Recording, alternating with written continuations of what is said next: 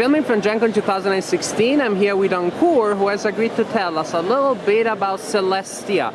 Celestia is a new game by QSF Games. It is being released here at GenCon. At least there are several copies available here, and it should be available in the general market soon, right? Yes. Now, Celestia, I'll confess, I got curious about it simply because of the name, because Celestia is a character in a cartoon that my daughters like very much, a cartoon with ponies, but this is not it, in case you viewers at home are thinking this is not inspired by Princess Celestia.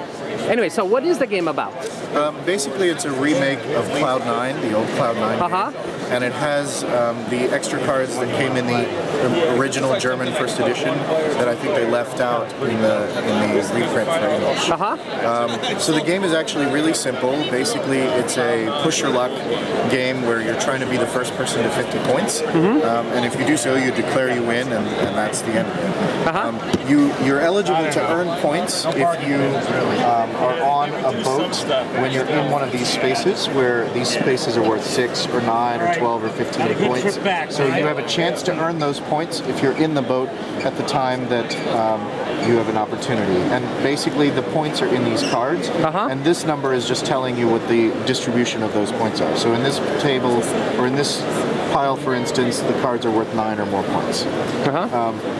And you said that you score the points if you are in the boat, because you may not be. You have a chance at them. You don't necessarily get them for sure. Okay. So if I show you how the boat moves, you'll have a 100% clear idea how the game works. Excellent. So let me do that. So basically, at the beginning, let's suppose that the boat starts here, and it's the beginning of a round. The first thing that you're going to do is declare a captain among one of the people on the boat. The figuring that out is really easy, but I won't go over how it works. Basically, once you've chosen a captain, the captain has the responsibility of taking the ship from one step to the next step safely, and making sure that everybody is there. To do that is to defeat a certain number of challenges, which you will find out by rolling challenge dice. So in this case, you're going to roll 1, 2, 3 dice, but you might roll 4 or 2, depending upon the space that you're at. So let me just roll 3 dice here really quickly. In this case, I rolled a sword and 2 of these red things, and that is the set of challenges that the captain must overcome. Every player also gets a hand of cards from this deck, and it turns out that many of the cards have symbols that match the symbols on the dice. So for this captain to defeat these challenges, he just has to play the cards that match the symbols. So he has a black sword, he has a red thing, and if he has a wild card, which looks like this, he can pay for the other red piece as well. So in this case, if he defeats the challenge, the boat moves 1 step forward, and now everybody is eligible for 9 or more points. The problem in the game is that over the course of time, captains are going to spend significantly more cards than they'll get back.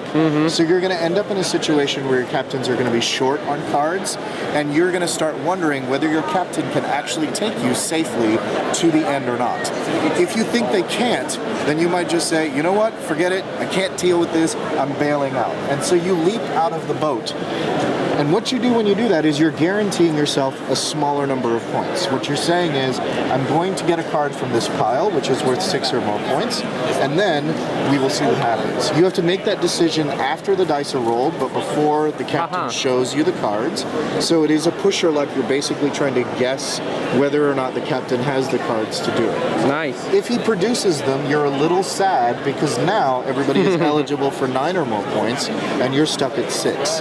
And this could get worse as time goes on, because the next captain could take the boat to 12 or to 15 or possibly even to 20, and at this point you're trying to reevaluate your life choices because you stayed in or you bailed out way too early. So this is a disadvantage of bailing out early. But what if you were right all along and the captain didn't have the wild card to play and you couldn't pay for the cost? In that case, the boat crashes and nobody gets anything at all, and it starts back over at the beginning. Anybody who's bailed out collects their card. In this case, the red one collected 9 points instead of the default 6. He'll keep that secret so that nobody how many he has, and he'll join in for the next voyage, because what could possibly go wrong in a future voyage?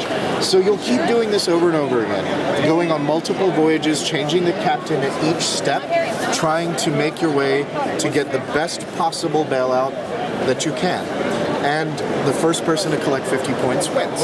So basically a push your luck game with imperfect information, because Yes. you're pushing your luck based on what other people know, Right. and you can only try to guess. Now the captain knows, but the captain Yeah. can't bail out. He has to go down with the ship. That's what captains do. Absolutely. Thank you so much. Thank you so problem. much for telling us about Celestia, a new release. It's available at GenCon 2016. And how about common mortals that cannot make it here? When will they be able to find the game? I think it's going out right now. So Oh, for excellent. instance, it's already on some websites and it should be in retail stores right away. So it should be easy to find. Perfect. Thank you so much. Thank you.